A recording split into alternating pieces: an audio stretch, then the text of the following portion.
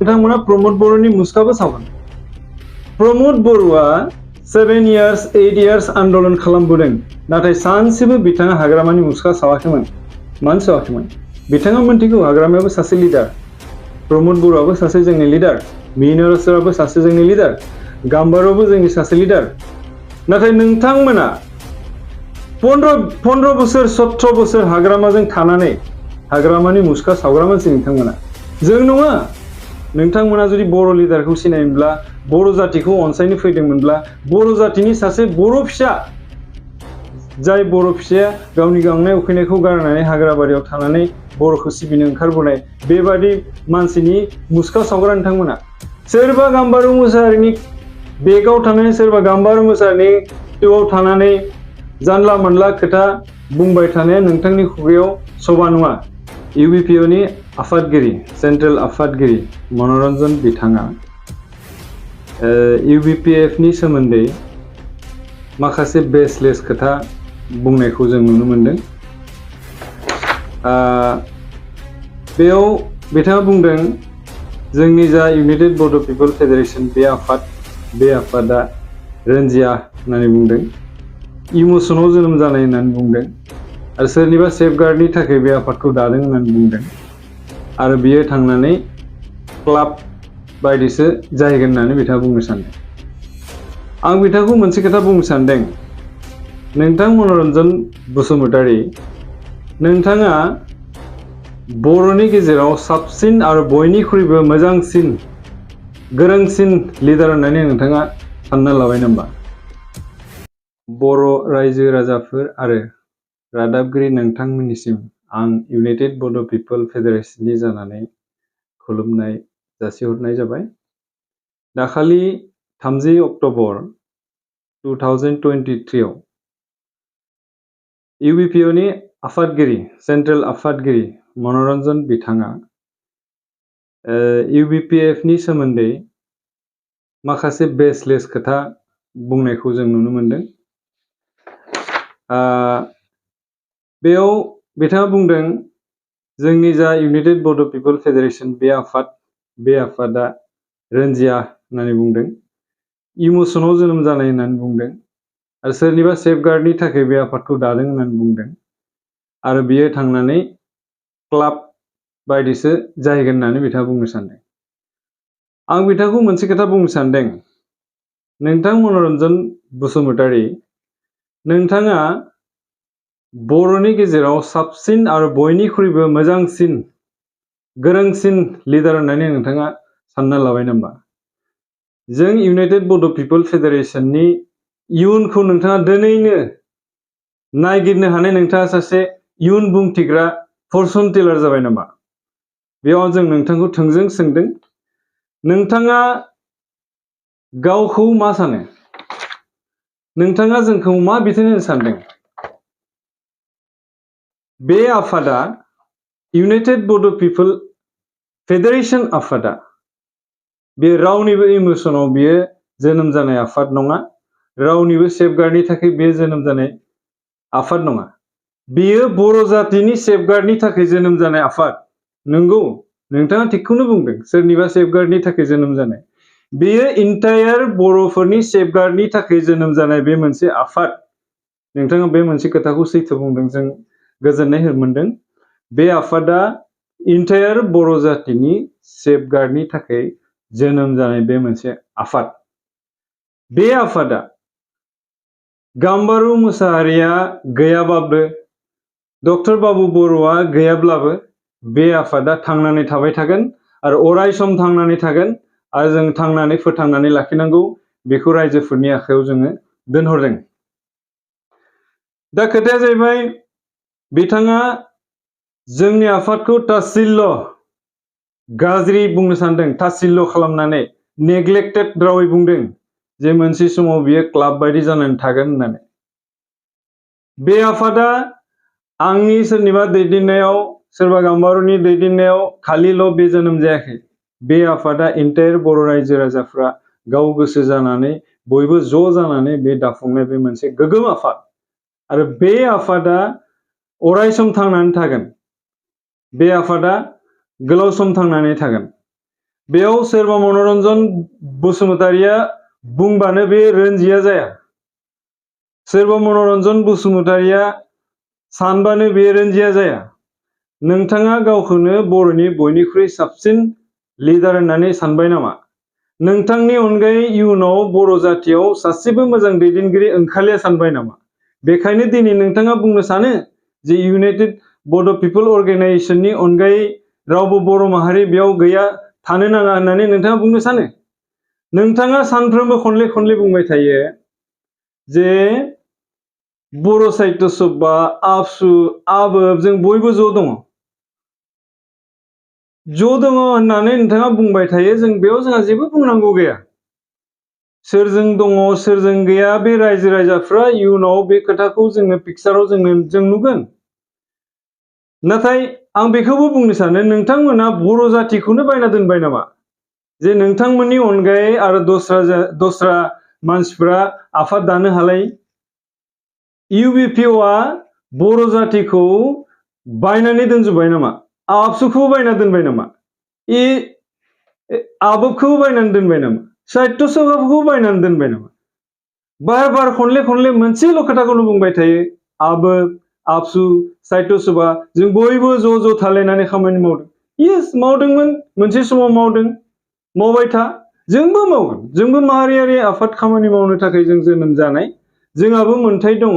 संबिधानाव लिरनाय गैया जे मोनसेनि उनाव दस्रा मोनसे आफाद दानो हाया होननानै। जों संबिधाननि खोथा बायदियैसो जोङो आफाद दादों। जोंबो बर' जातिखौ सिबिनो ओंखारदों। जोंहा बेयाव जेबो बुंनांगौ गैया, नोंथांमोननि सायावबो जोंहा जेबो बुंनांगौ गैया। नोंथां मनरन्जन बसुमतारिया बुंदों जे सोरखौ लानानै रायज्लायनो। जोङो सोरनिबा बिथोनाव, नोंथांनि बिथोनाव जोङो सोरजों रायज्लायनांगौ, सोरजों मा खालामनांगौ, नोंथाङा जोंखौ बिथोन होनो गोनांखौनो दरकार गैया। जोङो गावनि रोंगौथिजों, गावनि मोनथिनायजों जों सोरजों रायज्लायनांगौ, सोरजों बहा थानानै खामानि मावनांगौ, जों गावनि गोसो बायदि खालामगोन।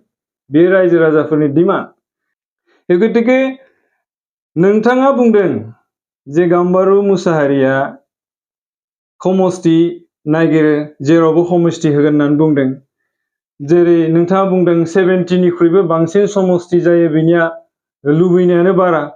बे खोथाया गाम्बारु मुसाहारिनि नङा, बे खोथाया रायजो राजाफोरनि डिमान्ड। रायजो राजाफ्रा लुबैदों, रायजो राजाफ्रा लुबैदों धेमाजि जिल्लायावबो मोनसे आरोबाव समष्टि नांगौ, गवालपारायाव आरोबाव मोननै नांगौ, सनितपुराव मोनथाम मोनब्रै नांगौ, बिश्वनाथाव नांगौ, आरो गवालपारायाव मोननै नांबावगौ, आरो गुवाहाटीयावबो आरो मोननै नांबावगौ।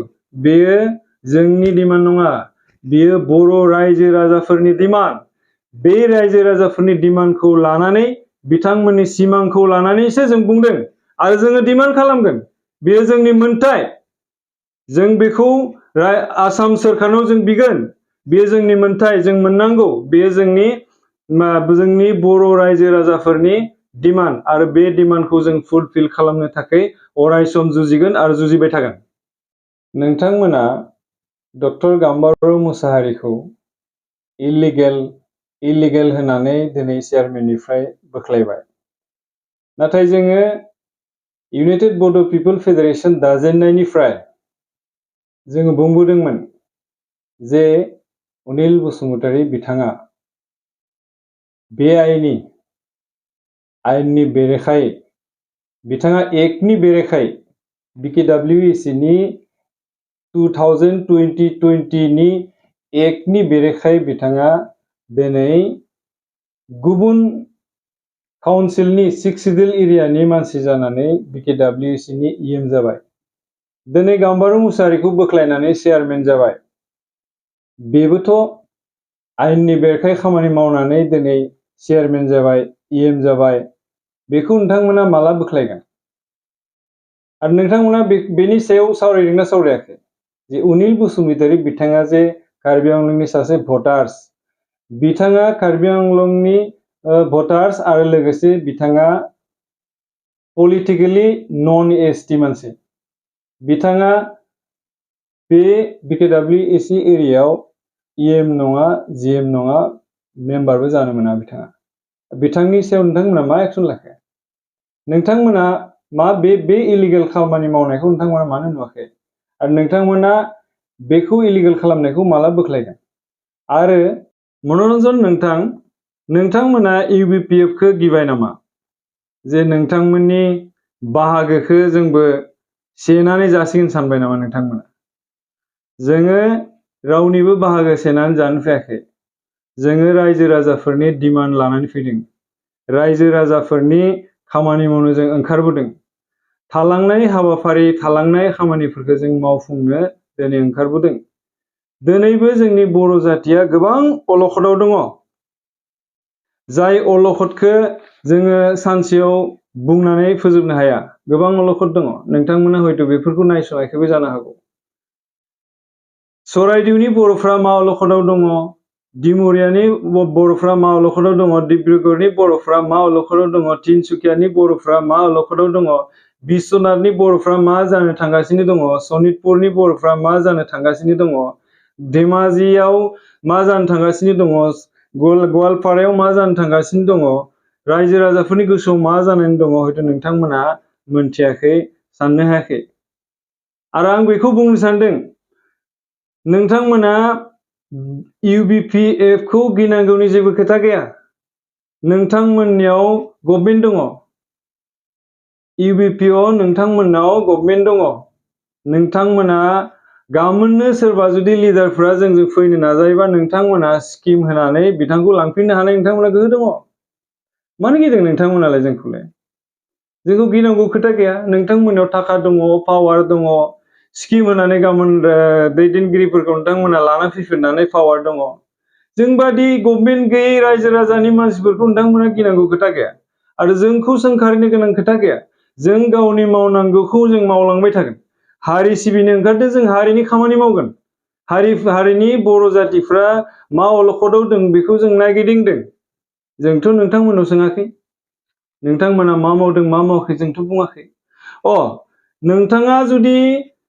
नोंथाङा जुदि रायजो राजाफोरनो फोरमायनो गोसो दंब्ला 21, 22 आरो 22, 23 जा फाइनान्सियेल बाजेट, बे बाजेटनि सायाव नोंथाङा बुंफोरनानै हायोब्ला जे नोंथांमोना मा मा खामानियाव बेसेबां थाखा बहा रानखो, बेसेबां खामानि बहा मावखो, नोंथाङा सेन्ट्रेलनि सासे आफादगिरि जानानै बे खोथाफोरखौ फोसावनायखौ जों मोजां मोनगोन।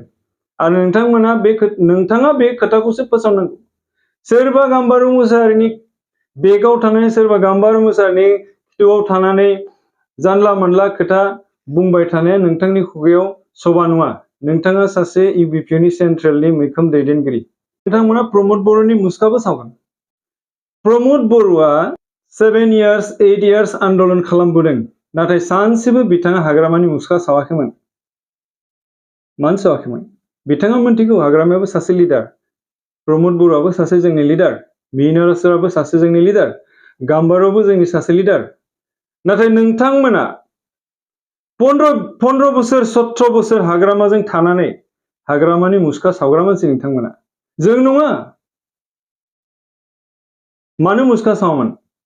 नोंथांमोना जुदि बर' लिडारखौ सिनायोमोनब्ला, बर' जातिखौ अनसायनो फैदोंमोनब्ला, बर' जातिनि सासे बर' फिसा, जाय बर' फिसाया गावनि गांनाय उखैनायखौ गारनानै हाग्राबारियाव थानानै बर'खौ सिबिनो ओंखारबोनाय, बेबादि मानसिनि मुसुखा सावग्रा नोंथांमोना। आरो नोंथांमोना जोंखौ मा बिथोन होनो? बे बेलायाव नोंथांमोना जोंखौ मा बिथोन होनो सानदों? सासे लिडारनि गुना माबादि जानांगौ रायजो राजाफ्रा मिथिखागौ। नोंथाङा जोंनि आफादखौ रनजिया, जोंनि आफादा इमोसनाव दानाय, जोंनि आफादा सोरनिबा सेफगार्ड, बे खोथाखौ खनले खनले बुंबाय थानायखौ जों मोजां मोना। गतिके जोङो बेखौनो बुंनो सानो, नोंथाङा गावखौनो बर'नि साबसिन, देरसिन आरो जोबथा मोजां दैदेनगिरि होननानै दासान। नोंथांनि इयुनावबो मोजां मोजां जोंनो दैदेनगिरि नांगोन। जोंनि उनावबो मोजां मोजां दैदेनगिरि जोनोम जागोन। आरो बे जोनोम जानाय बे दैदेनगिरिफोरखौ जोङो बरायनानै लानो नाजानांगोन। अब्लासो जोङो साफा साफा मोजां दैदेनगिरि जानो हागोन।